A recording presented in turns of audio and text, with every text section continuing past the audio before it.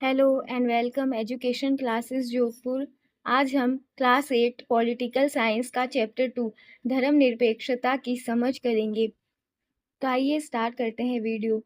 कल्पना कीजिए आप हिंदू या मुसलमान हैं और अमेरिका के किसी एक भाग में रहते हैं जहां ईसाई कट्टरपंथी बहुत ताकतवर है। मान लीजिए कि अमेरिका का नागरिक होते हुए भी कोई आपका किराए पर मकान नहीं देना चाहता। आपको कैसा महसूस होगा?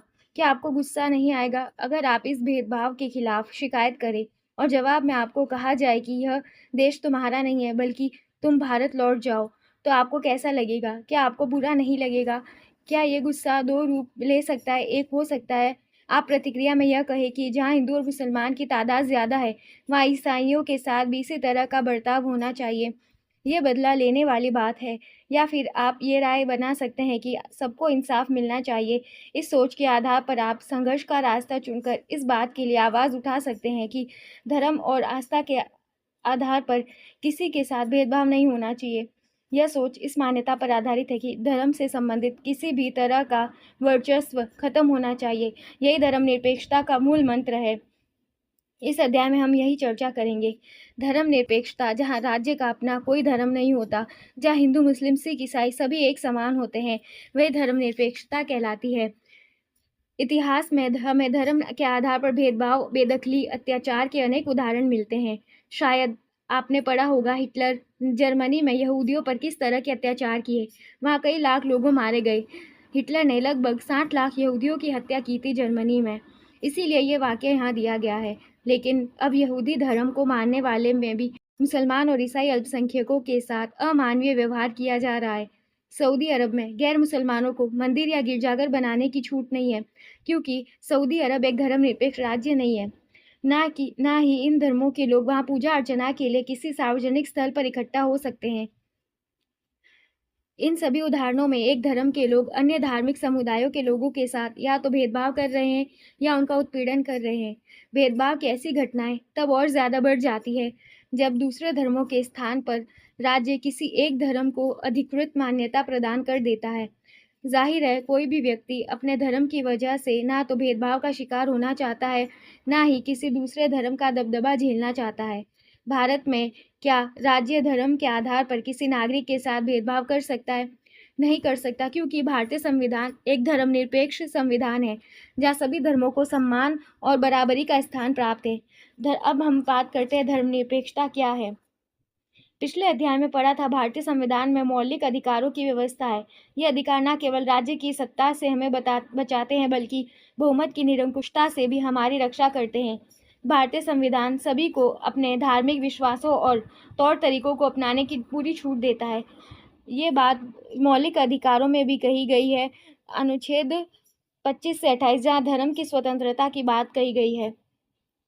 सबके लिए समान धार्मिक स्वतंत्रता के इस विचार को ध्यान में रखते हुए भारतीय राज्य ने धर्म और राज्य की शक्ति को एक दूसरे से अलग रखने की रणनीति अपनाई है। धर्म को राज्य से अलग रखने की इसी अवधारणा को धर्मनिरपेक्षता कहते हैं। तो आपको समझ आ गया होगा कि धर्म को राजनीति और राज्य से अलग रखना ही धर्मनिरपेक्षता कहलाता है। अब धर्म को राज्य से अलग रखना महत्वपूर्ण क्यों है? धर्मनिरपेक्षता सबसे महत्वपूर्ण ये है कि धर्म को राजसत्ता से अलग करना।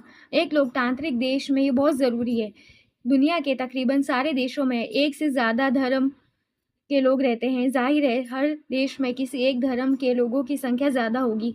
अब अगर बहुमत वाले धर्म के लोग राज्य सत्ता में पहुंच जाते हैं तो उनका समूह दूसरे धर्मों के खिलाफ भेदभाव करने और उन्हें परेशान करने के लिए सत्ता और राज्य के आर्थिक संसाधनों का इस्तेमाल कर सकता है। बहुमत की इस निरंकुशता के चलते धार्मिक अल्पसंख्यकों के साथ भेदभाव हो सकता है, उनके साथ जोर जबरदस्ती हो सकती है, यहाँ तक कि कई बार उनकी हत्या भी हो सकती है। बहुमत चाहे तो अल्पसंख्यकों को उनके धर्म के अनुसार जीने से रोक सकता है।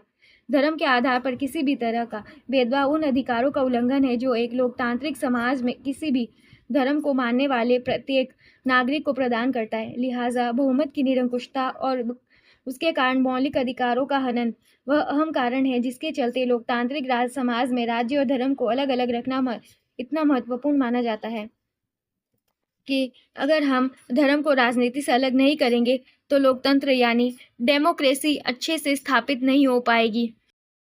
लोकतांत्रिक समाजों में धर्म को राज्य से अलग रखने का एक महत्वपूर्ण कारण ये है कि हमें लोगों के धार्मिक चुनाव के अधिकार की रक्षा करनी है।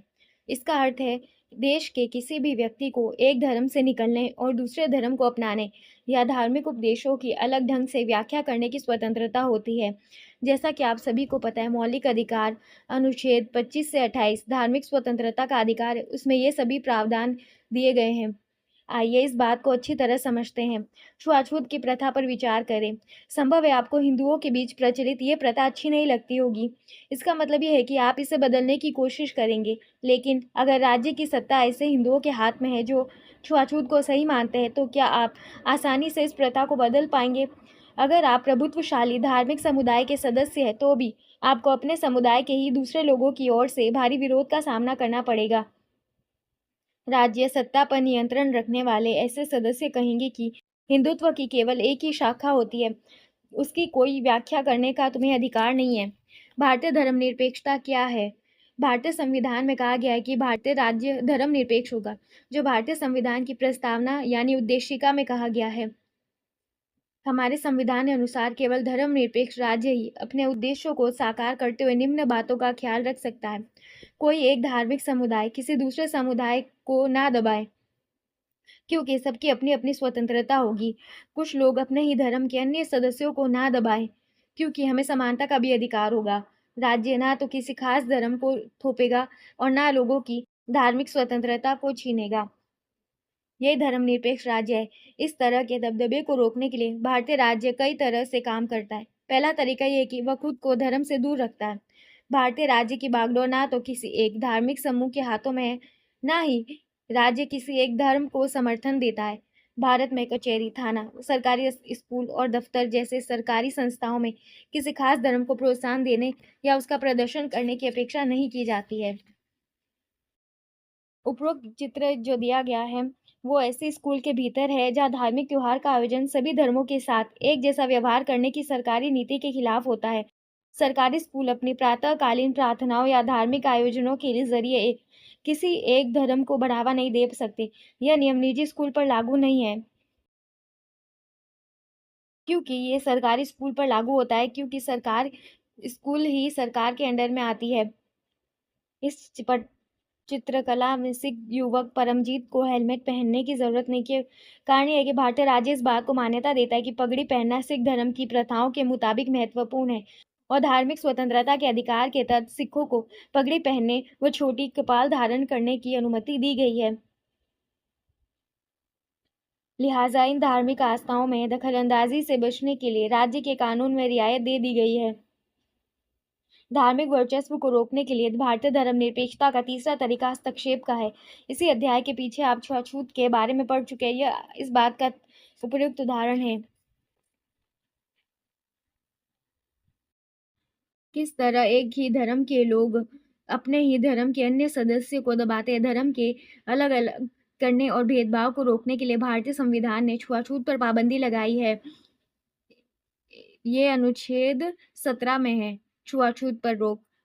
इस उदाहरण में राज्य धर्म के नाम पर अलग थलग करने और भेदभाव को बढ़ावा देने वाली उस प्रथा को खत्म करने के लिए धर्म में हस्तक्षेप कर रहा है, जो निचली जाति के लोगों के मौलिक अधिकारों का हनन करता है, क्योंकि वे भी देश के नागरिक हैं। इसी तरह माँ बाप की संपत्ति में बराबर हिस्से का अधिकार सम्मान करने के लिए राज्य को समुदायों के धर्म आधारित निजी कानूनों में भी हस्तक्षेप करना पड़ सकता है। राज्य का हस्तक्षेप सहायता के रूप में भी हो सकता है। भारतीय संविधान धार्मिक समुदायों को अपने स्कूल कॉलेज खोलने का अधिकार देता है। गैर प्राथमिकता के आधार पर राज्य उन्हें सीमित आर्थिक सहायता भी मिलती है। निजी स्कूल और संस्था खोलने का अधिकार आर्टिकल 28 में है। भारतीय धर्मनिरपेक्षता दूसरे लोकतांत्रिक देशों की धर्मनिरपेक्षता से किस तरह अलग है? ऊपर दिए गए तीनों उद्देश्य दुनिया के अन्य धार्मिक धर्मनिरपेक्ष लोकतांत्रिक देशों के संविधान में दिए गए उद्देश्यों से मिलते जुलते हैं। अमेरिकी संविधान में हुए पहले संविधान संशोधन के जरिए विधायिका को ऐसे कानून बनाने से रोक दिया गया जो धार्मिक संस्थानों का पक्ष लेते हो या धार्मिक स्वतंत्रता को रोकते हो। इसका मतलब है विधायिका किसी भी धर्म को राजकीय धर्म घोषित नहीं कर सकती। ना ही विधायिका किसी एक धर्म को ज़्यादा प्राथमिकता दे सकती है। अमेरिका में राज्य और धर्म के अलग करने का मतलब है राज्य और धर्म दोनों एक दूसरे के मामलों में किसी तरह का हस्तक्षेप नहीं करेंगे।